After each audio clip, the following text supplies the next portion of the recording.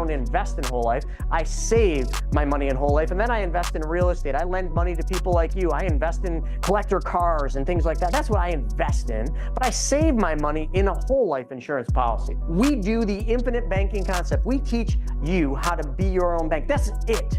That's all we do. This is what makes you wealthy.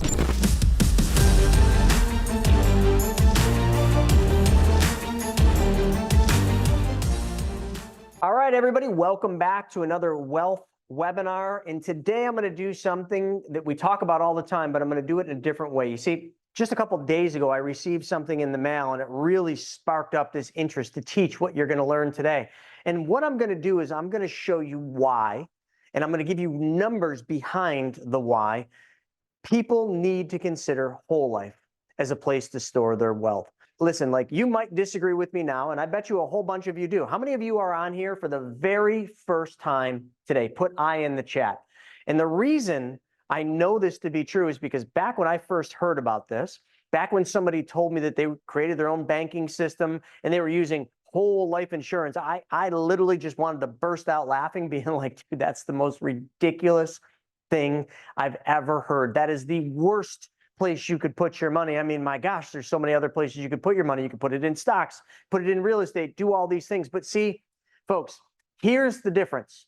We're not talking about putting money into a specially designed whole life versus putting money in stocks. We're not talking about putting money in a specially designed whole life versus buying real estate. We're not talking about putting money in a whole life versus anything. We're talking about changing one thing, folks, one thing, and that is where your money goes first. And then we redirect that money. Now, I'm going to make this all about math, and it's going to be pretty boring because math is just boring, but it is the one thing that all of us can agree is a constant. It is the one thing that does not lie, and it is the one thing that does not rely on someone's opinion. If it did, how do they take spaceships, launch them into space, and put together like this whole internet thing that Elon Musk did? It's because of mathematics. So because of math, we now can prove every single thing we teach mathematically. This is literally the first in history. So in today's webinar, here's what I'm going to do. I'm going to show you why whole life insurance should be a piece of every one of your portfolios, your safe money portfolio, your guaranteed money portfolio. I'm going to show you why, I'm going to show you what it does, and I'm going to show you how it will help you get to where you want to be. And it's going to be against everything you've ever heard. It's going to be against what Dave Ramsey says. It's going to be against what Susie Orman says. It's going to be against what your financial advisor says, because they would tell you that this is idiotic. Matter of fact, hey, you guys all want a good laugh? So I'm on the call the other day with one of my really good clients, and she's a real high net worth individual. She sends us a lot of her clients as referrals. Well, one of her clients that she sent over, we designed a plan, and what she's doing with this plan is she's changing one thing. That's where her money goes first, putting it into a specially designed whole life. Then immediately, as soon as the money clears, so let's say immediately in the next 30 days, taking the money out in the form of a loan and buying a piece of real estate where she's going to operate her business. And then she's going to take from that business the money she would normally pay to a bank and a mortgage payment, and she's going to put that back in her policy. So folks, I just want to give you a visual of what I just showed you there. Just imagine this, right? She's got the money in a bank account now. So let's just call this 300K, and it's a little bit more. So she was going to just take the money from the bank account and she was going to buy the real estate. So let's just pretend this is the real estate here. Okay, it looks nothing like the real estate she's buying, but this is the real estate she was going to buy. This is how she was going to do it. And this is how most of you would buy real estate. You'd save money into a bank account, and then you would buy real estate, right? Does anyone know a better way to do it? I know some of you would get a mortgage, but you'd still need a down payment, right? So you'd still need a down payment, and that money would always come from a bank. So here's what we're doing for her. We're taking the money from her bank, and we're putting it into a specially designed whole life policy, okay? And I'm going to change the color here really quick because I want you to be able to really see this. Then what she's going to do, she's going to take a loan from the whole life immediately, and she's going to just, here, I'm just going to use the same picture. She's going to go and she's going to buy the real estate. She's then going to take the amount that she would have paid to a bank mortgage, and she's going to pay the exact same amount back to her policy. Now, by doing this, what does she gain? Well, if she puts $300K into the policy, and let's just, for simplicity, say she takes $280,000 out to buy the real estate, how much money is still in the whole life earning interest and dividends? $300,000. It's not 20,000, which if you do the math, it's 300 earning interest and dividends. And her policy pays 5.6% interest and dividends gross. So she takes the money out. Now the insurance company is going to charge her 5%. But she went to the bank and she found out a mortgage would have cost her 7.5%. So she's going to pay herself the 7.5 back to the policy. It's the exact same mathematics as it would have been if she did it from the bank, except for now, by her doing this, she gets to make money on the full $300,000 while making money on the real estate. So she literally makes money twice on the same dollar. But then she did what any smart business owner would do and what all of you would do. She went to her CPA. I mean, come on, smart, right? And she laid this all out to her CPA, the proposal we gave. And her CPA said this, Stephen, you're going to laugh about this. Her CPA said, wait a second, these guys are going to make $40,000 in commissions when you take this loan out. They get paid a commission when you take loans from the policy. So the client, this woman, she's like, oh my God, really? What? So she immediately called and she said, hey, is this true? Because how is that even possible? And I said, I don't know. Please tell me how that's possible. Because listen, if I get paid on every loan our clients take, I'd be so rich, I wouldn't have to do these webinars. I'd be sitting in my pool right now or some pool somewhere. I wouldn't have to do any of this. That is the most asinine thing. But you know where she got that information from? Her CPA. Folks, I say that because sometimes you really got to question where you're getting answers to your questions from. I know your CPA should give you the best answers, but is a CPA an expert in life insurance? Answer me that question. Is your CPA a specialist, an utmost expert in life insurance? Nope. You know what they're an expert in? Taxes. So please tell me how an expert in taxes knows everything about whole life and tells advice on whole life that is completely false. This just happened yesterday. I don't know why that story was important, but I just felt you should all know because I know a lot of you throughout your lives or throughout your professional careers, somewhere, somehow, from someone, you have been told that whole life is a terrible place to put your money. And I intend to firsthand, factually, and mathematically prove that completely wrong. So then once I'm done showing you this, and how I'm going to do this is I'm going to do this by showing you my two whole life policies. I have, how many of these do I have? I don't even know how many I have now. I think I have 11 or 12 policies. Now, these are just two. Why am I using these? I'm using these two because they're the worst two I have. Do you know why they're the worst two that I have? These are not specially designed and engineered. These are off-the-shelf, run-of-the-mill, whole life insurance policies from a company I used to work for in New York Life. There is no frills, no thrills, no PUA, nothing. This is just base garbage whole life that Dave Ramsey says is only good for the agent because they get a high commission and is the worst place you can put your money. How many of you, and Stephen, I can't see the chat, so please be my ears and eyes. How many of you would agree that normal off-the-shelf whole life insurance would be one of the worst places you could put your money? Is anyone agreeing with that, Stephen? Yeah, getting some agreement. Okay. So some of you would say that, right? But then if I said, oh, but these specially designed and engineered ones, the ones we do today, they're way better, which they are.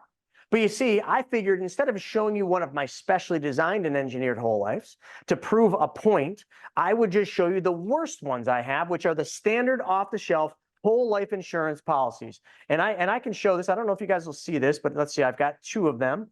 I've got one which is dated 2024 and one which is dated 2023. There you go. Actual statements. Everybody can see that, right? It says New York Life at the top, has my address, and it says New York Life Insurance, whole life insurance policy with a 20-year premium payment period. That's it. These are off-the-shelf whole lives. But I'm going to show you the math behind them. And then when we're done doing that, I'm going to answer some questions. But the second part of today's training, what I'm going to do is I'm going to talk about what I think is one of the most important things we all, notice how I didn't say you, I said we all, because I am a father and Stephen's a father. The most important thing we all can do for our children by gifting. I don't know if any of you have ever heard of gifting or how much you can gift, but we're going to cover that as the bonus session of today's training. Fair enough?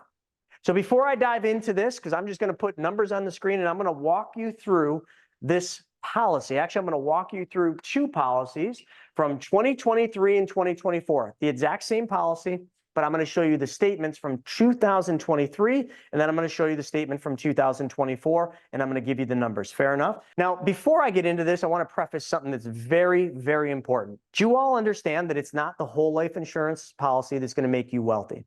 Are we all clear about that? Because that's not what we teach. We don't sell a product here at the Money Multiplier BYOB. What we do is we teach a process.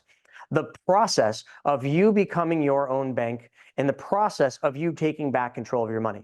So if any of you on here, which I know is all over 100 people on here, I know every single one of you want to take back control of your money, because if you don't, you should not be here. If you just want to give up control of your money for the rest of your life, please do me a favor. There's a little button down at the bottom that says leave. Click that button, because this is for people that want to take back control of their money. They want to make money on their money twice instead of once, and they want to learn how to take back the banking functions in your life, none of which has anything to do with a product. It is a process, a banking process that R. Nelson Nash, the late R. Nelson Nash, called the infinite banking concept. So because R. Nelson Nash pioneered a process, not a product, which is single-handedly one of the most important things, I need you all to understand and agree with me that it's not this product that's going to make you wealthy. It is the process. So what does the product do? The product does one thing and one thing only. It makes your money work for you more efficiently. And in the name of money, in the name of making money, efficiency matters, but it is not the almighty. Efficiency certainly helps, but it does not solve all the problems. So the other thing I got to do is I got to put up a disclaimer here real quick. So if all of you wouldn't mind, I'm just going to share my screen. This is what our attorneys require us to do, and I agree. I think this is an important thing for me to do. So here it is, and I'm going to read this to you.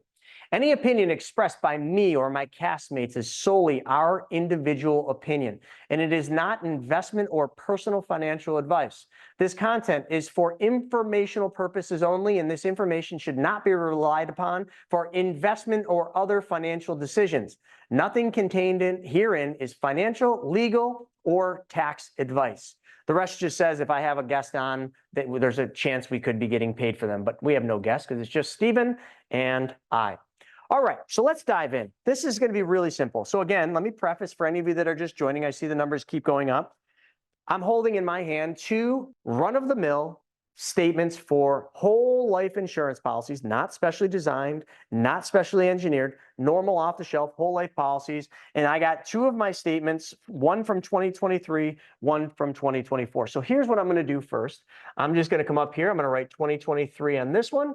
Whoops, got to change that color. There we go. And I'm going to write 2024. And all I'm going to do is I'm going to give you the bare bone basics of these two policies, but then we're going to break down the numbers because, right, I remember I said the one thing we can all agree on is that math doesn't lie. And that's all we're going to do. And I wish Dave Ramsey, could somebody please invite Dave Ramsey on here today? Because Dave Ramsey hates whole life. He says it's the worst place you can put your money. And he says lots of other things like you don't get the cash value when you die. It's just the insurance company keeps those greedy bastards, all this. So here's the deal. What this is a 20-pay whole life. 20-pay whole life. I started this policy. My premium is $389.06 a month. Okay, which works out to be about $4,407 a year. So if you all remember or have heard my story, back when I started this policy, this was started in June 1st. Here, I'll actually put it up on here. I started this policy June 1st, 2008. Can I just real quick hone in on this date? June 1st, 2008. Real quick, what is the first thing that comes to your mind when I say 2008? Stephen, what's the first thing you think about? A crash, housing crash. Yeah, the Great Recession. So I was a financial advisor during this crash, and I also owned skateboard, snowboard shops. So if I own skateboard, snowboard shops, retail stores, and I'm a financial advisor, what do you think happened in 2008 to my income? Can anyone think that it just went straight down, like literally? Yeah, it did. It just plummeted. So I started this policy during 2008. I had no extra money. $389 a month was a stretch for me. But let's keep going. That $389 bought a $250,000 face death benefit. Because back then, when we did whole life, we literally did it. We started with a death benefit. That was it. So I started with a $250,000 death benefit, thinking if I die, my family's going to get $250,000. That was the thought. Okay, now let's get into the fun stuff. Let's go. This is just the bare bone basics of what we've got. So now we're in 2023. In 2023, my death benefit, the one thing we barely ever talk about, has gone up to $283,140. Okay, I started with $250, now it's $283,140 if I die. And you probably would be asking yourself, well, why is that? Well, it's because that's how whole life works. Every year you get a dividend, that dividend buys paid up additions, and those paid up additions increase the death benefit. But Dave Ramsey says you never, when you die, all you get paid is the face amount. That's funny because this right here says life insurance death benefit, total death benefit on June 1st, 2023, $283,140. So now is New York Life right, the one that has to pay the claim, or is Dave Ramsey right? Okay, I'll let you guys decide that. But let's keep going. Net cash value. This is the good stuff. This is the good stuff because we all want more cash value, because you know what the cash value does? It gives us a place where we can access money anytime for anything without any questions. Even better than walking into a bank. You walk into a bank and you want to take, here, let me give you the number, $81,976.38. That's my death or my cash value. So let me ask you this question, and Stephen, just tell me what they're saying because I can't see it.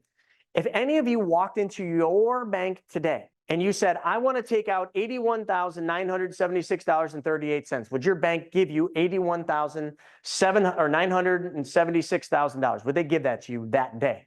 No. Right.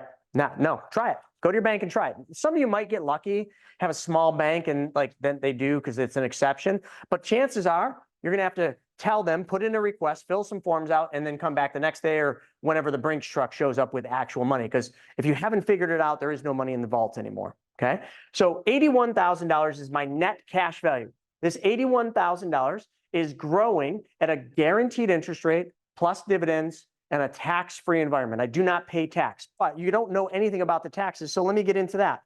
So now this is key. Listen to this carefully. Right here at the bottom, it says, during the past year, your base plan guaranteed cash value increase was $6,142.50. So my guaranteed increase on just the base, because this is just the base, folks. Remember, this is a standard off-the-shelf base whole life. So the increase was $6,142.50. Now, hold on a second. This year, okay, 2023, I put in $4,407, and I can take out, just in guaranteed interest, $6,142. How many of you put money into your bank and it does that? Any of you? $4,407 goes in, and I can take out $6,142.50 as per New York Life. But you see, wait, I screwed that up. I was going to say, but wait, there's more. Because remember, I said they pay you guaranteed interest plus a dividend. So let me keep going with the line. Okay, so then it tells me what it went up from. It went up from $63,957.50 to $70,100. In addition, but wait, there's more. In addition to this increase, your annual dividend was, so hold on. Now I'm also getting a dividend. Why am I getting a dividend? Well, because the stupid insurance company says Dave Ramsey overcharged me for the cost of insurance. So they're refunding part of my overpaid premiums that $44.07 was. It's just a return of unused premiums, right? That's what Dave Ramsey says. Let me tell you what that means. That means you don't have to pay tax on the dividends because it's just a return of your premium dollars by IRS code. Now, I'm not a CPA, not giving you tax advice, but that's just essentially what it is. But what is this company, New York Life? It is a mutually owned dividend-paying whole life. So a mutually owned company has no stockholders. What does it have? Policy holders. What am I? I'm a policy holder. I own a policy with New York Life. Therefore, I'm technically like an owner of New York Life because I'm one of the policy holders. So therefore, New York Life shares in the profit with me in the form of dividends. That's a true statement. And how much is my dividend? My dividend in 2023 was $1472.98. So my total amount that it grew by, and I know I did the math here. Let me just get this right. Let's see, total, grab my phone. I didn't add this up, I apologize. But let's just do this together because this is where math comes in. And if I do the math wrong, all of you can call my bluff. All right, so remember my guaranteed interest was $6,142.50 plus I got a dividend of $1,472.98. My iPhone says that means my policy grew by $7,615.48 in 2023. Did anyone else get math different than me? $7,615.48? Okay, great. That's my growth. So out of that $7,615, I have to subtract the premium because that year I put $4,407. So I'm going to subtract $4,407. So that means, and I'm going to come up here and I'm going to get rid of this because you all know this is 2023. So that means my net, I'm going to say net. Now, what do I mean by that? I mean net of policy service fee, which is about $100 a year, net of commissions to the agent, and net of the cost of insurance for that death benefit, which is now $283,000. My net gain was $3,208.48. I want you guys to really hone in on that number. $3,208.48. I put $4,407 in, and I made a net of $3,208.48. Now, because I'm not so good at math, who can tell me what my cash-on-cash return was in 2023? Very simple math. The only two numbers you need, so I'm told, because remember, I'm not good at math, is you need to know how much you put in that year. I put in $4,407, and I made $3,208.48. Can somebody tell me how much my cash-on-cash return was? I put in $4,407. I made $3,208. What is it? 1,200, 72%, 1,200. Nope. So I'll give you a hint. Divide 3,208 into the 4,400. I wish it was that much, but it's only 63.11%. That's all. Just 66 or 63.11%. That's it. That's all I made that year. Not bad, huh? Anyone not like that number? Anyone think their bank does better than that? Anyone have a better account, like maybe your brokerage account? Maybe you got one of those high yield savings accounts. Is anyone doing better than what good old fashioned New York life is doing here with this stupid whole life? Yeah, Boyd said only 63%. You got to use the quotes. Yeah, I mean, somebody said 1,200. Well, that'd be nice. But hold on, we're only at 2023 and this is 2024. So we're going to move forward in a second. I just wanted to make sure everybody fully articulates this. But there's got to be somebody on here that's like, wait a second, Chris. Hold on, you're only giving me part of the story, because there's always that analytical engineer type that's on there, or doctor. We get that a lot, or teachers, doctors, engineers. They're always like, well, hold on a second. Let me do my math. They're like, no, Chris. So let's see, 2023 minus 2008. So I've had this thing for 15 years. So that's 15 years of money that you put in. So 15 years, I have put in 4407.50. This is how some people would do it. So Chris, you put in $66,112.50. Your cash value is only $81,976.38. You didn't make 63%. Actually, Mr. Engineer, Mr. Analytical, I did make 63% that year, my cash on cash. But what you're talking about over here is called the cumulative return. So let's just do that math. And I just want to get this out of the way because I got time, and I think people sometimes are thinking this because we hear it all the time. So my cumulative return over those 15 years was $15,863.88. Okay. Now some people would be like, that's crap. You put your money in this stupid whole life for 15 years and all you made was $15,863.88. Hold on, Mr. Analytical. Let me just tell you what that works out to be a return. So if we take the 15,000, we divide it into how much we put in, because this is how you'd figure out cumulative. At least this is how we did in Wall Street. That means over those 15 years, I made 23.99%. Oh, I would have done better in the S&P 500. I love that. I would have made way more if I bought real estate. I love that. Because you know what? At any time, I could have taken this cash value out as a loan, and I could have gone and invested that in real estate, which I actually did, Mr. Prospect. I always use this cash value. Matter of fact, there's never any cash value left in this policy because I'm constantly taking the money out as a loan and buying real estate, doing private loans, buying cars like this one behind me, or everything else. You see, I don't leave my money just sitting there so the insurance company can use it. No, no, no. I take the money out and I have it go make money a second time. So I made 23.99% cumulative return in the 15 years I had, but then I took that money out and I made more on it every year. So I'm not going to do the math, but any of you that are really good at math, then do this. Let's just assume I took money out every single year, and every single year I made about 8%. Probably more than that, but let's just say. So now I made 8% with the money outside, which cost me about, well, actually this policy used to be 4% loan interest. So, but let's just round up to 5. It cost me 5% to borrow from the insurance company, but I made about 8%. So what is 8 minus 5?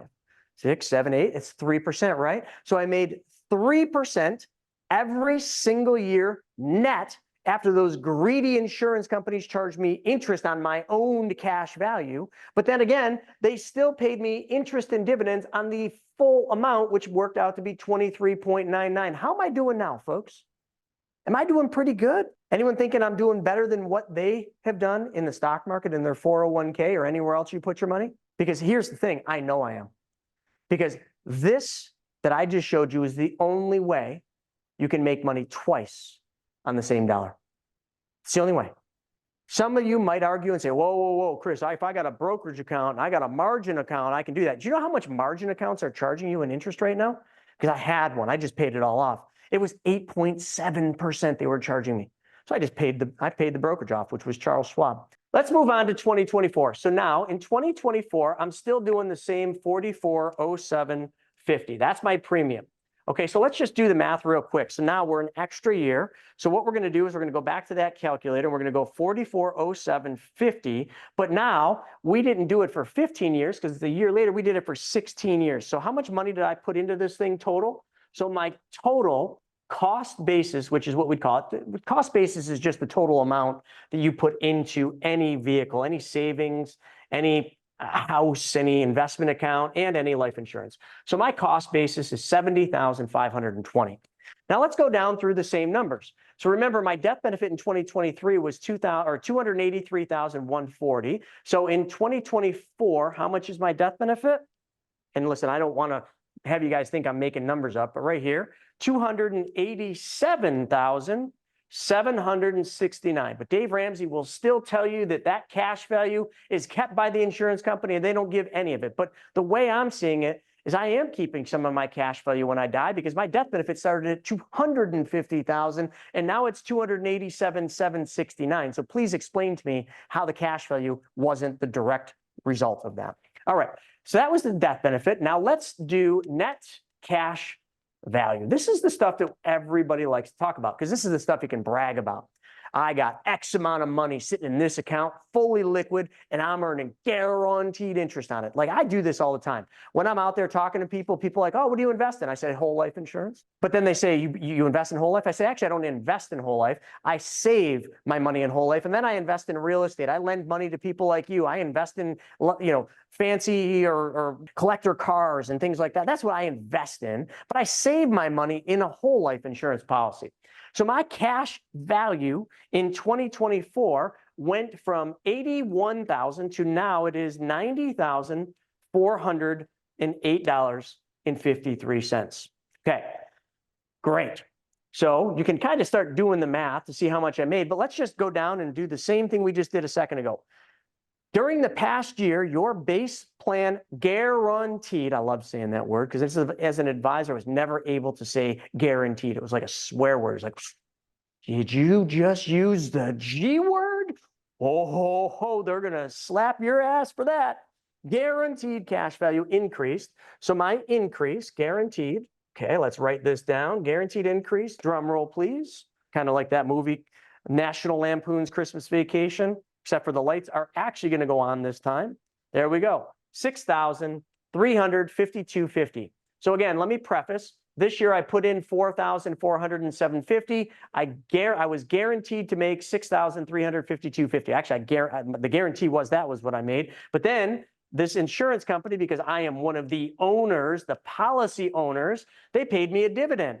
And that dividend, and it says it right here, in addition to this increase, your annual dividend was $1,710.62. Add that up, and that means my total was $8,063.12. That's how much money I made. I put in $4,407.50. I made $8,063.12. My cash on cash return is no longer 63%. That's child's play. My cash on cash return is now 82.9%. I literally, on this stupid whole life insurance policy, notice I'm not saying specially designed and engineered, because it's not. I just bought this damn thing off the shelf. And you know what the bad part about this policy was? You know how much cash value I had in the first year? Stephen, how much cash value you think I had in the first year in this policy? Probably none. Zero. How much cash value you think I had in the second year in this policy? Probably none. Zero. How much cash value you think I had in year 3? I don't know. Not much. Not much at all. The policies we would design today, if you put $4,407, you'd have anywhere between 60 and probably 85% of that money available immediately. But this is not a specially designed whole life. This is just an off-the-shelf whole life. So now 82 is my cash on cash. So how much is my cumulative? Because I did do that return.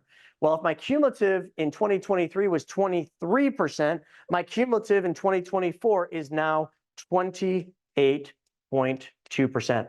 Let's just look at that real quick, because now we got something to compare. And folks, I would be happy to share this with all of you. I could have Shauna type it up, take out the policy numbers and everything, and share this, or maybe just make a copy of it and delete the important things. So if any of you don't believe me that this is what I'm going off of, I'm happy to send this to you. You know, and I think it's an important thing. Let me pause on that and put a pin in this number back here. We're going to come back to that.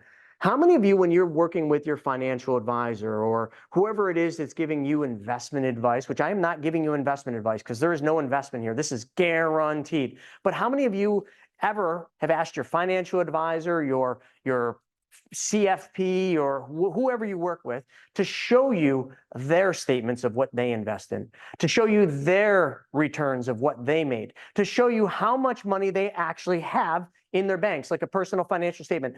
If you did ask your financial advisor, do you think they would provide that to you? Do you think they would gladly and openly say, no problem, yeah, I'll show that to you. Let me just have my team, or let me just go through and black out my account numbers and pertinent information? But how many advisors out there, CFPs, anybody that's giving advice would do that? Because I would, Stephen would. We would literally show you whatever, because I understand the value that if I'm going to take advice, if I'm going to kind of follow somebody's teachings, they better be doing better than I am. They better be making this work like they're teaching. They better be practicing what they preach. As a financial advisor, when I was one, and Stephen, I'm not going to throw you in this one, but when I was a financial advisor, if a client of mine asked me to show them that I was investing exactly in what I was recommending, I bet you less than 1% of the time I could have said yes. Actually, probably like 1% of 1% of the time. Because what I was recommending to clients is not what I was investing in 9 times out of 10. And I'll bet you, I can't prove it, it's not like mathematical proof, I bet you if any of you ask your financial advisor to show you that they're investing in the same thing you are, that they're putting their money in the same place you are, bet you they'd show you that they're not. And that, to me, is a conflict of interest. That, to me, and it's not, but would be a fiduciary problem. Because if your advisor is an RAA or an IAR or somebody that, you know, acts as a fiduciary, they should be suggesting things that they believe in, things that they use, things that they practice and do. That just seems to make sense, right? If you're going to be an expert, let me go, one more thing. I'm just trying to really drive this. This is a mindset thing, folks. I'm trying to drive this home. I just did an in-person podcast today, and we were talking about real estate agents. And we're talking about the difference between real estate agents that do tons of deals versus real estate agents that just do it as a hobby and do 1 or 2. And then we transitioned that into a surgeon. So If someone on here needed heart surgery, you had a bad heart, your heart was going to, you were going to die if you didn't do something. Who do you want to do your heart operation? Do you want to hire the cheapest surgeon out there who does a couple heart surgeries a year? You know, they kind of get around, they're doing a few a year still. Or do you want to hire the heart surgeon that every single day is doing the same thing, has done it for 20 years or 10 years or however long it is, and that's all they do? Who do you want to operate on your heart? The person who does it every single day or the person who does it a few times a year? Do I even need to ask that question? Listen, folks, this is all we do. Myself, Steven, Jason, Carson, Devin, everybody on my team, this is all we do. We're not slinging stocks. We're not going out there doing, we do the infinite banking concept. We teach you how to be your own bank. That's it. That's all we do. And we are the utmost specialist in that.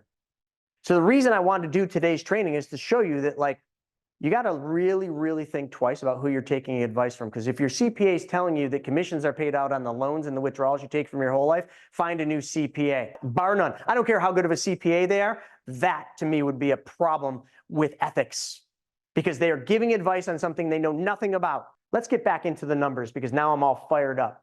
All right, so remember in 2023, my cumulative return was 23. In 2024, my cumulative return was 28. What's the difference between those two? Well, here, let's just do the math, because I don't want to make numbers up. And I've got decimals in there now, and I hate those damn decimals. 28.2 minus 23.99. 4.21%. Here, let me just do this. 4.21%. 4.21% in 1 year.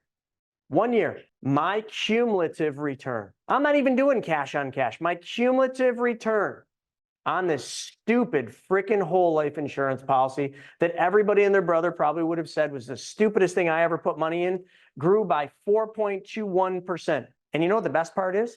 Next year, it'll be more. The year after will be more, the year after will be more, the year after will be more, the year after will be more, all the way up to the day that I move on to heaven. The day I graduate, that number can never be less than it was the year before. Guaranteed. And you know what else can never be less? What if the market crashes? What if the market crashes with the election? Nothing. Actually, if the market crashes, everything remains the same as it is. Matter of fact, it might even do better. Because when the market crashes, you know what people do? And folks, this is going to happen. They seek a safe place for their money to go. You see, they don't stay in the markets. They move their money out of the markets and, like, where can this money go where it's safe? I can't lose anymore. Guess where they land? Well, they don't land in bank accounts, folks, because what happens during a recession when the market crashes? Doesn't the Fed pull interest rates down to close to zero? Yeah, just about every other recessionary period, that's what they've done. So I would assume they would do the same thing. They're already talking about lowering rates, so that lovely bank account or high yield bank account that you've got or money market account is paying you 4 point whatever or 5%. And you're like, oh man, I'm making more in the bank. Guess what happens? Soon as the Fed drops rates, your interest rate goes down with the Fed's decision. And that will happen when we go into a recession. But you know what happens over here in your stupid whole life insurance policy? Nothing. The number keeps going up. 4.21%. Some of you look at that number from a cumulative standpoint, and you're like, that's not that much. That's 1 year increase, and that's probably more than what your bank is paying you. And you know what? The bank will not pay you 4.21 next year or the year after. It will be less. I can almost guarantee it, but I can't really guarantee it because I can't predict the future. But I can almost guarantee it. So that's that. But let's go to that cumulative return. I went from 63 to 80. Whoa, that's a bigger number, isn't it? It's 82.9 minus 63.11. That's 19%, 19.79% increase in cash on cash return, which, to be quite honest, folks, once you wrap your head around this, and I know some of you are brand new to this, which is why I started here, because when you're brand new, the biggest, most important thing to you is the stupid policy. You think that the policy is the everything because it's tangible. It's something you can understand. It's something you can wrap your hands around. It's something you know. Okay, but really, it's not the policy that does it. Now, these are great numbers, but none of these numbers get you rich.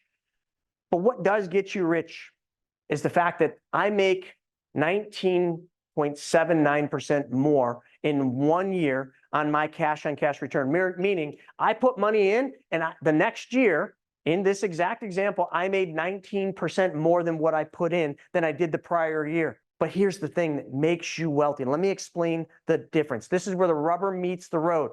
This is what makes you wealthy. You know the numbers now, but what you don't know is now where's my cash value is 90,000. So I'm just going to kind of do this. My cash value is $90,408. Does everybody know I can take this $90,000? I can take it out as a loan. My loan interest rate, which maybe they printed it on here or not, I'll just call it 5% because I'm pretty sure that's what it would be. It's not in this one, but it's in my contract and I can log on. So let's just call it 5%. I can take a loan for 5%. So the insurance company will give me my $90,000. I don't even have to ask any questions, fill any forms out. I basically just go online, I click a couple buttons and I tell them where I want the money. The next day or within 36 hours, I've got the $90,000. But those greedy insurance companies are going to charge me 5%. So now I got this $90,000. Okay, let's just call it 90,000 for simple math. I took that loan out. What am I going to do with that? Let me just do a demonstration. Does anyone on here right now need $90,000 for a real estate deal and I'll charge 12%? Does anyone want that? It has to be a first lien position. Put yes in the chat if you want $90,000 at 12%, which is pretty low by today's standards.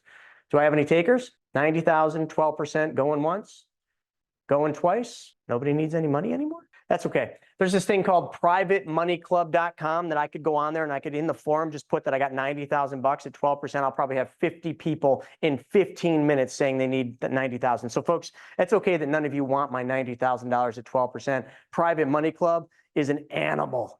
It will devour that 90 grand at 12%. So now I got 12% on my $90,000. So let's just do the math there. Because now I'm going to start teaching you how you get wealthy. $90,000 times 0.12, that means that's $10,800 that I made. $10,800. How much is that going to cost me to use that 90,000 bucks? Times 0.05. So it's going to cost me $4,500 that insurance company is going to charge me. That's that 5% interest. So they're going to charge me 45. I made 10,800 minus 10,800. I made a net of $6,300. I hope someone's picking up what I'm putting down because I did this intentionally to trip you all up. How much money did I make on that transaction? How much money did I make? Anyone getting it right? How about if I give someone something? Let's see if somebody can get this right or at least close to right. See this? This is a brand new skateboard deck that we just got in. These are brand new, limited edition, off the shelf, cash skateboard decks. You can see Cash is in a black convertible Porsche. Kind of cool. We just did them.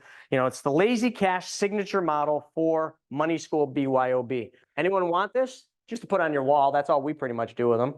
Anyone want this? Tell me how much money I made. Remember, let me just repeat what happened because now I got some people interested. So if you all remember, over in the policy this year, I had 90,000 in cash value, of which I cumulatively made 19.79%, or my cash on cash return was 82%. Okay. So, and then over here, I took the 90,000 out from the insurance company. I lent it out to somebody on privatemoneyclub.com and I made 12%. So I made 10,800. But all I did is I just took the 10.8 and I subtracted what the insurance company is going to charge me. I netted it out, which basically means I made 6,300 on that 90,000. How many of you think that $6,300 is the amount that I made? Anyone? For any of you that think that's how much I made, that's how much you'd make if you had this money in your bank account. Correct. You would have made, actually, if you had this money in your bank account, if you had this money in your bank account and you did this, so you had 90,408 in your bank account, you took the 90,000 out, you made 12%, you made 10,800. This is from the bank account, and I only made 6,300 from my policy. Who made more money? Did the person who took it from the bank or the person who took it from the policy? Who made more money? For the skateboard deck, I will ship it to your door. We got some answers coming in. What do we got? I know it's some math. My net was 6,300 after I paid the insurance company loan interest. But what you got to remember is I had $90,408.53 still earning interest and dividends. When you took the 90,000 out of your bank account, you had $408 left in your bank account earning interest. I had $90,408, and I got to use that 90,000 to go make money a second time. So I can do the spread two different ways. and I'll just let Stephen tell me when I can take the 12 minus the 5, and I can do the spread here, which sometimes is the easiest way to do it mathematically. Or I can come over here, I can figure out what my return is, and then I can subtract my return from what they charge. And there's two ways. You could say, all right, yeah, I made 82,000 that year minus 5%. Maybe that's the way to do it. Or I could take the cumulative return of 28 minus 5%. Does it really matter? Because they're both the same thing. And somebody just came in here that's really special to me. I'd like you all to meet Larissa. Your hair looks fine. This is my wife, Larissa. Say hi, everybody. Very few of you Hi, ever get to Larissa. see her, but she brought me a protein shake. Thanks, sweetie. Nice. All right. So as we keep going here, now that I'm happy because my wife brought me a protein shake, did anyone come up with the right answer for this deck? I don't know the right answer. We have a few answers. Somebody said 14,363. Okay. 14. How did they get that? But two people say that. That one came 8,063 plus 10,800 minus 4,500. So let's do 6,300, which was my net amount that I made. Okay. Plus, they came over here and they said, all right, then you made 8,063.12. Okay. So plus 8,063. We'll just skip to 12. Okay. And is this the math that they did, Stephen? Was there another number? Or actually, I'm sorry. I'm doing this wrong. They did the 10,800, which is this, the amount that I made on the 12%. Then they did the amount that I made the policy. So this is 12%. This is the policy. Then they subtracted the 4,500, which is the loan interest. Okay, so loan interest. There's one other number that needs to be subtracted. Does anyone have that for the deck? They're so close, and I'm probably giving too much info here. There's one more number you can subtract out of that. Well, there are some other guesses, just the math isn't here. So I've won at 11,724, one at 11,540, one at 17,000. Here, I'm just gonna do the math, and then I'll let you know which one's right. Okay, we got 10,000 plus the 8,000 minus the 4,500 minus the 4,407. 9,956 would be the amount that I made. Did anyone get that number? 9,956. 9,956. Anyone get that? Hold on, I'm looking through the chats. Yeah, the only person I got it right is me, so I guess I get the deck. I'm just kidding. Did you really get it right? No. Did anyone get it right? No, I don't see any right answers. Breaking news, this just in. Are you sick of having your money lying around not doing anything? Well, we've got the solution for you. PrivateMoneyClub.com. Back to you, Chris. But some people are probably thinking, yeah, but I would have made 10,800 at the bank and you only made 9,956 in your policy. That's exactly correct. You would have made more money using the bank account. However, what all of you are missing is that this is a standard off-the-shelf normal whole life. And the other thing I want to preface, and I'll let all of you be the judge, if I die tomorrow, my family in this situation gets $287,769. If you do this from the bank account, how much does your family get? $408, which is the remaining amount, plus hopefully the interest payments that come in until that loan's paid back. So is there a cost or is there a value for that death benefit? This is just standard off-the-shelf whole life. If I did this with one of my specially designed whole lives, there's no way the bank would beat it mathematically. But I did this with just an off-the-shelf whole life, and I didn't have these numbers, folks. I'm just doing this live in front of all of you. So, but all the math is right there. So because of the death benefit, this would make sense for me to do it, even though I made a couple bucks less than I would have with the bank. But you see, the thing is, if I did this, and I just then used the money the next year and used it the next year, probably in a year, 2 years, I'm going to make more than the bank, always. So the death benefit, you have to say cost is only an issue in the absence of value. So what Dave Ramsey and everybody else would talk about is they would say, buy term, invest the difference. So let's go there.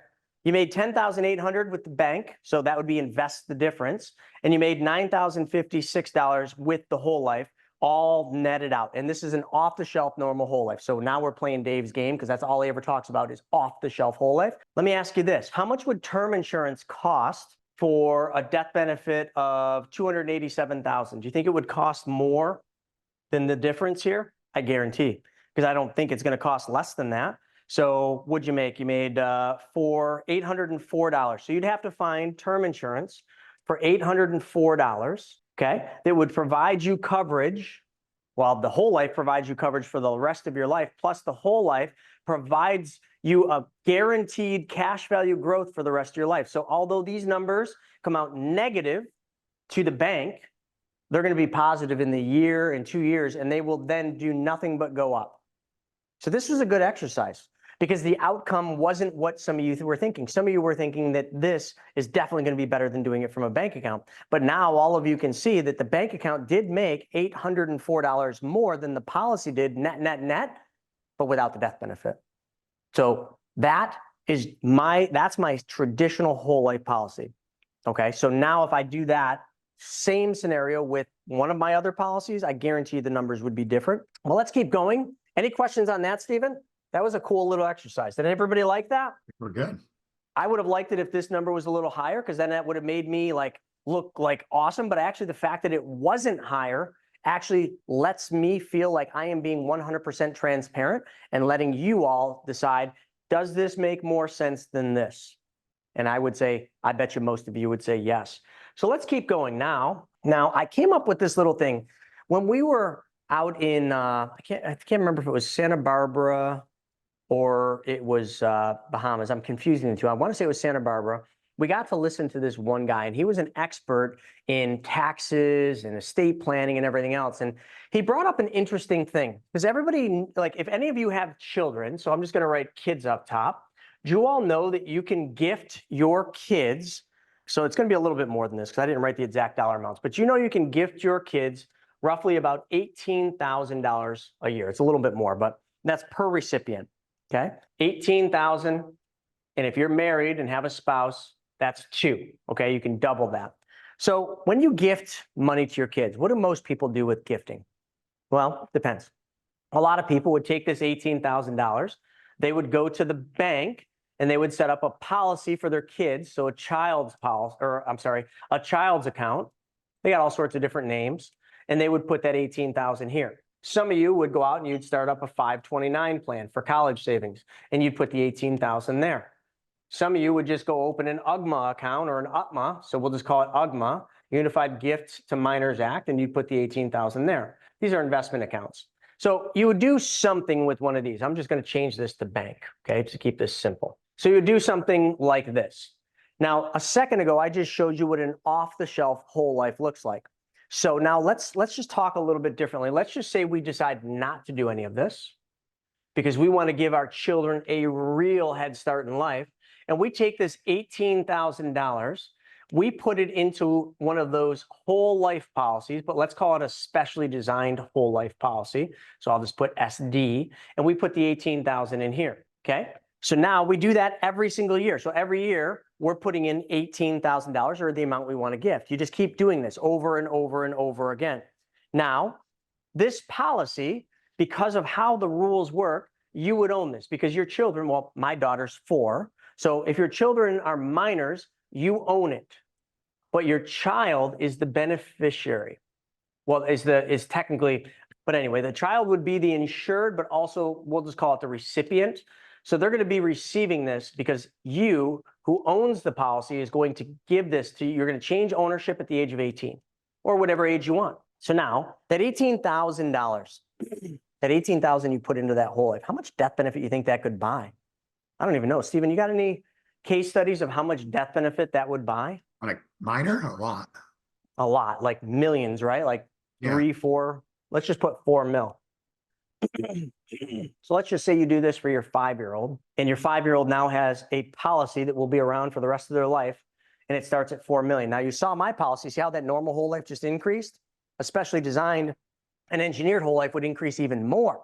So $4 million, you put $18,000 in each year. But here's the thing.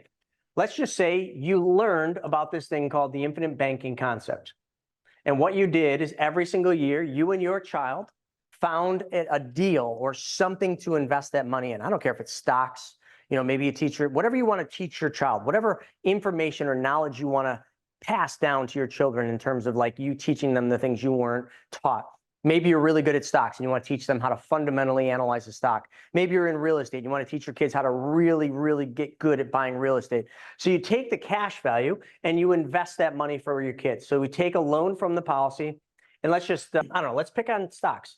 Let's just say we come over here and we invest in a dividend stock portfolio, and the dad or the mom and the child go in and they literally have fun doing this because they pick companies that they know, like, and understand. They analyze them and they have a lot of fun, and then they invest. And every single year when they put 18 grand, they come over here and let's just say they put 15 of the 18 into it. Each year they just keep doing this. So now every year they got 18,000 earning guaranteed interest and dividends. They take loans from it. The loan cost is going to come at a cost of roughly 5% today. Okay, so they're charged 5%. You put the money into stocks, and these stocks kick off a dividend. So let's just say then what you do is every year when they declare a dividend, you do a fun thing, and you have the brokerage where the stock portfolio is, take the dividend and send the dividend back. And you can do that. You can have any stock set up to every year they declare a dividend and pay you the dividend gets paid out to you. Now that is taxable, but let's just say you did that, and the dividend goes back into the whole life policy to pay this 5%. So the only thing you'd have to do there is you'd have to analyze, sorry, I'm losing my voice again. Analyze the stock portfolio to find one that has a dividend of 5% or more, okay, to cover the cost.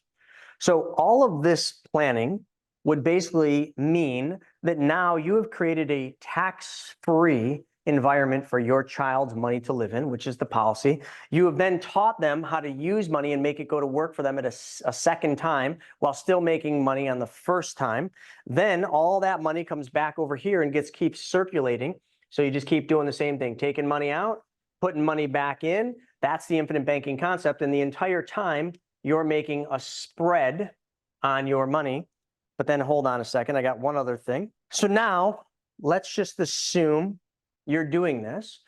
If the federal government, if whoever, Congress, the House, if they decide to sunset these estate tax limits that we're at today, which are very favorable, 13.61 million per person. Let's say they drop that back down to where it was, I don't know, just 10 years ago. So that would basically bring it back down to 2006, 2008 levels. Actually, that's longer than 10 years ago. Getting old. That would be 2 to 5 million, because that's about where estate tax limits are. So that means if everything that you own exceeds, let's just say 5 million, if everything you own exceeds 5 million, there is an estate tax on your money. And that estate tax is right around 40%. So do you want to give that 40% to the government, or do you want your kids to keep that? That's what gifting can help with. If you gift $18,000 a year up to the lifetime max, you will hopefully reduce your estate down to a lower level. But on top of that, you're setting your kids up. Number one, you're helping them early on protect their family for the rest of their life. You're showing them how to be the bank and how to earn guaranteed interest on the money while still making money a second time. You're teaching them how to then reinvest the dividends so that the whole system keeps going and going and going. This was just a bunch of chicken scratch, but when I saw this guy talking, I just thought, heck, I got to show my audience this, because this is such a simple thing. But he wasn't so much talking about life insurance, and I just said, well, wait a second, what if we just add the specially designed whole life to this, and we add the infinite banking concept? That would escalate and make this money so much more efficient than if you just do it one of the traditional ways that I mentioned earlier. So that's the gifting piece. Now let me just go back. I hope I didn't lose it, because the board was being wonky. We ordered a new board, but I guess they're on back order. Oh, sweet, I didn't lose it. Coming back over here. So Stephen, I want to just pause. I see a couple questions coming in, and I see a bunch of comments, 185 new messages as per mine. Let's just unravel some of this, because I can just keep talking, but I think it's important that we really talk through some of the things that I just went over. All right, let's start in the Q&A. So Jay said, can you set up a policy that goes beyond 10 years if you'd like to continue paying both PUA and base? Yes, you certainly can. And what we would do is we'd have to build the policy to accommodate that, because typically all the policies we build, we're going to put a term rider on if needed, only if needed, okay, for the MEC rules. That term rider, we're going to put it on for a max term of 10 years. Now, let's say you wanted to build a policy that gave you more runway. You could put money in for, let's say, 20 years. We would just find a term rider that best suits, because some of the insurance companies will allow us to put a 20-year term rider on the policy. Just know this. If we want to do that, there's going to be a higher drag on your cash value in the early years because the cost for that term rider is going to be a little bit higher. Or we could just put the same term we use, which is a yearly renewable. But once you get past 10 years, just know that term is going to start getting really expensive because the older we get, the more likely we're going to die. So therefore, the insurance company knows that. So they price the term to go up as we get older, unless you lock in a higher premium early on that keeps you level. So we could do it two different ways. But the simple answer is, Jay, yes, we certainly can do that. It's not our typical design, but if there was a reason to do it that way, we would certainly do it that way. Corey said, I've got 2 kids. I was thinking about borrowing on my youngest child's policy to pay for my older child's policy to get both in place and started. So Corey, so when you start children's policies, you do have to start them at the same time with equal amounts of coverage. So you would need to get both those going at the same time. And you never want to borrow from a policy to fund another policy. That's typically not a great idea. Yeah, I don't like that. What she could do is take the money, the loan from the first policy, find a way to make that money go out and earn something. I don't know how much money it is. Take the earnings from the first policy and then fund the second policy. You could do it that way. But again, we'd have some rules we'd have to abide by where each child needs to have coverage at the exact same amount. All right, Jay said, thank you. Reason I ask is I'd like to fund policies for 20 years to supplement my retirement. So in that case, yes, Jay, we certainly could. We would just build the policy for that particular use. And I think that brings up a really good point, Jay. When we design these policies for individuals, like yourself, we design them to solve whatever problem you want, which means there's never one design that is the same for everybody. There's always differences. Different term riders, different lengths of term, different dollar amounts, different dump-ins, different percentage to PUA versus base. And the reason there's so many different designs, and I did a YouTube video, many of you have seen it because it's like 70-some thousand views already. It's the one that's how to design an IBC policy updated. That really shows you like how we actually do this work behind the curtain. So Jay, for you, that would be a good video to watch, but definitely if you're doing this for retirement, I agree. You want to put the most amount away into the policy for the longest period of time. So we would just design it for that. Great question. Let's see. Can people put in maybe funds from an old 401k or small savings account, like 1 to 10,000? Definitely the savings account. I'm always very sensitive when people say they want to move money from a retirement account into a whole life because it's going to trigger a tax hit. And if you're not 59 and a half, it's not just the taxes, it's also taxes plus penalties.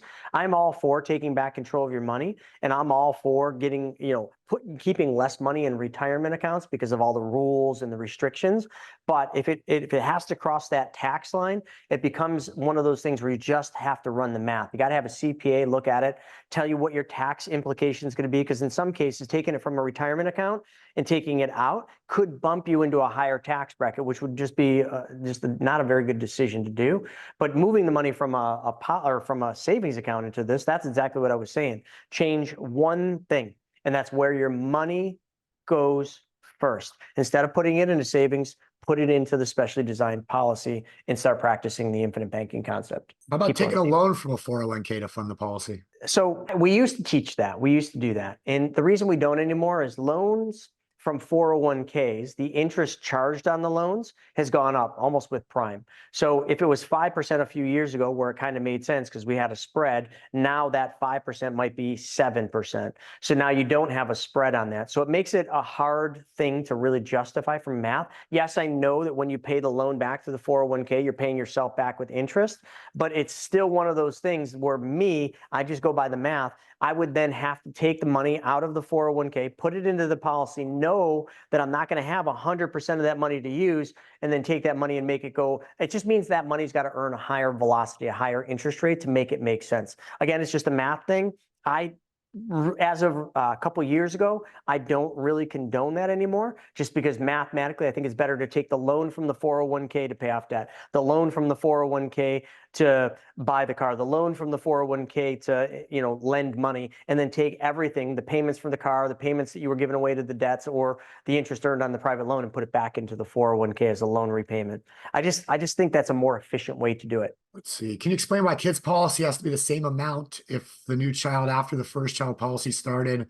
Does it have to be the same? I think because the insurance companies look at it and say, why don't you like this kid as much as you like the other one? I think it's truly an ethics thing, because if you're putting more coverage on one or coverage on one and not the other, I think the insurance company starts saying, why are you putting life insurance on little Johnny, but little Billy doesn't have any life insurance? Did little Johnny do something wrong? Is little Johnny going to have an accident on his bike today because he's got life? And I know that's morbid. It's absolutely morbid, but that's how an underwriter who they just look at numbers all day long. That's how they view it. They're literally going to start asking the question ethically of why one child has it and the other does not. And if one has more than the other, that can be substantiated with a cover letter. We have to explain why little Johnny needs more coverage than little Billy. Like, it just has to be explained, because from the surface, they're always looking at it like, I don't know what little Johnny did wrong, but little Johnny's getting a lot more death benefit than little Billy. And I don't know, I got to ask the question of why. Sounds silly. It's kind of morbid, but that's exactly how they look at it. Yeah. And Richard, the first child can be a higher amount, but really it's whatever fits your situation. And don't forget, you can always add additional policies. So it's not really a huge deal. Suggestions for those without dependents. I mean, I can give you my information if you need a beneficiary. Happy to step in there and help. But is this approach applicable? Could you let others be beneficiaries like niece, nephew, or even godchildren, or a particular cause? Absolutely. Yeah, 100%. We have a lot of people that give like millions of dollars in death benefit to charities. For example, you I can have split up a beneficiary, so you can do like 50% to family, 50% to a charity, or whatever. You've all heard of endowments, right? You've heard of like Harvard and Yale, the endowment and how big it is. Like, have you ever? I know a lot of people don't really look into this, or think about why that is. Why is there so much money? They just think, oh, Steve Jobs, well, Steve didn't, but Bill Gates gets his degree from a prestigious college, makes a bunch of money and donates money back, which they certainly do from their foundation. They donate money back. But when they die, they a lot of times will set up a life insurance policy that pays the death benefit to the policy, or to the endowment for the school, because that's just that school. They relate the school to their success. So they want to give back. So a lot of charitable giving, a lot of stuff for churches, are a lot of times a death benefit or a policy set up so the death benefit does pay. Just a more efficient way to give. No, James, they don't. But if you have two children, you would have to explain why one's getting a policy versus another. What else do we got? Just to clarify, guys, I put a link in the chat box to schedule a call with our expert money mentors. So they're our team is trained by Chris and I to solve your, whatever it is that you're looking to solve with infinite banking and creating a banking system for your family. And we can, we have tools to show you exactly how to help you if you're paying off debt, if you're looking to invest and grow wealth like we've been showing today. But you do want to have a basic understanding of the infinite banking concept and kind of an idea in your head of what you're wanting to do before that call. So make sure you watch like what we call our 90-minute video. And Chris just came out with a brand new one. So I'll share that link. So make sure you watch that video prior to getting on the call with the team. And then you'll be able to have lots of good questions written down, and we'll really be able to spend a solid hour with you and get things rolling. So let's see, a couple questions here I want to hit. Anonymous said, what about someone who has literally no money, no 401k, no savings, nada, just a major desire to change my lifestyle and leave a true legacy for my kids and grandkids? So I can totally relate. There was a time where I had no money, I had no means, but I certainly wanted to change my life, change my lifestyle, and change my finances. So I did what everybody else was unwilling to do. I would go out and work 2 jobs on weekends. I would go out and do landscaping. I would go out and work at a farm. I mean, different times, in my life, I've done different things. I remember I would go do roofs. I hated roofing, but I remember there's this one guy that I knew from school. He started a roofing company at a young age. And I remember on weekends, to make some extra cash, I would go help him with roofing. Even though I hated it, I just did what it took. And I did that extra to get that far, that little bit more ahead. So I don't think there's any magic wand or any magic thing I can tell you outside of sometimes you got to do the things that other people are unwilling to do. If you've got nothing, no means, no savings, you got to go out there and create the means, create the savings, create the extra income. And I can tell you this, there's no easier time in history than right now to do that, because there's so many people that don't want to do extra. They don't want to do anything extra. They want to do just what's required. They just want to be, safe. They don't want to do more. So if you want to do more, this is the greatest opportunity in your life. And I've heard this over and over and over again on various podcasts and various people that I've had on. Every one of them that have reached massive success, that's what they've done. The hard grit, the hard work. And I just had a great guy, Mark Richards, on my podcast the other day. And how did he do it? Because he's worth millions and millions of dollars. Just built like a $900,000 or $1 million like vacation house. How did he do it? Well, he came from nothing. But on weekends, he would go bale hay. And any opportunity he had with his friends to go make a buck or two, he did. And he saved, and he stayed out of debt, and he kept himself out of debt. And he just kept going at it and just doing the hard work, the grit, working the weekends. The guy I just had on my podcast today, Kevin, he literally still, even now he's a millionaire, but he still like has days of the week where he'll work from 7 till 10:30 at night. Like, how many people want to do that? No one, unless they're driven to do something more, which is exactly what you're trying to do. So you just got to get out there and do the hard grit and just get to it. All right, I got one more thing. So we just built this entire studio here. We just built the offices, and we wanted to do something really freaking amazing. Now, many of you know we do a mastermind a couple times a year called The Experience, where we go out and we do really cool things with really cool people, and we create memories. We race Porsches and Lamborghinis in one. We bungee jump, or not, we haven't bungee jumped yet, but zip line down the longest zip line in the country. We go fly fishing and horseback riding and things where you're with these people and you make memories with them. So we thought we would do something really cool, and we're doing. I think it's a 2-day or 3-day, Stephen? Is it 3 days? It's like 2 days and a dinner, right? The July event? Yeah, Thursday, Friday, Saturday. Hopefully Sean is on here. So it's a Thursday, Friday, Saturday. It's here in Buffalo, which some of you are like, oh, I don't want to go to Buffalo. Believe me, you want to be in Buffalo right now. It is the most beautiful place I've been to this time of year. It's green, it's lavish, it's beautiful. But here's why you would come here. You wouldn't come here just to meet me. You wouldn't come here just to meet Steven. You're going to come here because we're going to do some wildly crazy stuff. Any of you ever heard of the Niagara Falls? We're going to take a boat over the Niagara Falls. I'm just kidding. We're not. We're going to take a jet boat through Class 5 rapids right underneath the water, or right underneath the waterfall on the Niagara River. We're going to literally take a jet boat up through the Class 5 rapids on the side, right up into the whirlpool, which is one of the biggest whirlpools there are. We're not going to go in it because I think it might suck the ship down, or the boat down. We're going to turn the boat around, and then we're going to floor the boat, and we're going to go through Class 5 rapids. Nobody's ever died from this, at least as far as I know. We're going to do that. We're also going to spend an afternoon at my house. I never invite anybody to my house. You know, it's like a sacred place, but we're going to spend time out by the pool. We're going to have a good time. If you smoke cigars, we'll have cigars. We'll have a bar, all sorts of stuff, food. Stephen, what else? We're doing a ball game. So we rented a suite at a ball game. So we're going to take you to the, what is the thing they always say with the ball game? Take me out to the ball game. We're going to take you to a ball game. Some Cracker We're going to Jacks. do it. What is it? We're going to get some Cracker Jacks. Cracker Jacks. Peanuts. I can't remember what else there is, but we're going to do some wild things. We're also going to create some content here in the studio. We're going to give you a tour of the studio. There's not going to be a second of any day where you're not going to have something to do that is just wildly cool. The one thing you're not going to do, you are not going to be sitting in chairs for an entire day listening to speakers. I promise you that, over my dead body. But we're going to do other things that you will never, ever, ever be able to do again in your life. I have 4 seats available. That's it, because the rest of them are already gone. I have four seats left. If any of you are interested, Stephen, what are the dates? July, I should know this. 25th, 26th, and 27th. 25th, 26th, 27th. 25 to the 27th. Oh, and also, for that matter, my birthday is the 28th. So you're going to be able to kind of come hang out right before my birthday. I don't think that really matters, but yeah, 25th, 26th, 27th. So if any of you are interested in being one of the 4 that gets to come out here, email Shauna at chrisnaugle.com. And what she'll do is she'll set up a call with you to explain everything, because I did probably a terrible job, because Shauna's the one planning all the amazing stuff. But I can certainly tell you, this is the first time anyone from the outside is going to be coming to our offices. We just moved in. We just finished them.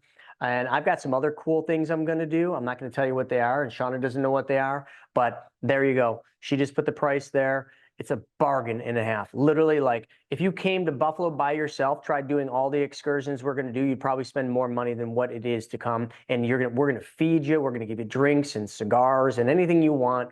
No drugs, but anything else. And we're going to have a good old time creating memories, and ones that will never be able to be duplicated, probably not even by us, because I don't think I'm ever going to do this again here. It's very difficult to get my wife to agree to have a bunch of people from online show up at our house. So this might be a one and done. So if anyone's interested, there's the price, there's the email, and you can join us. July 25th, 26th, and 27th. With that being said, folks, it is 2:30, and I hope you all enjoyed this. This was a really fun experiment for me to do with showing you my old policies, but I hope you can see why you really need to see between the lines. When people tell you whole life's a terrible place to put your money, remember my example, remember my strategy and how I'm doing it, and remember how much I'm making on these stupid plain Jane whole lives.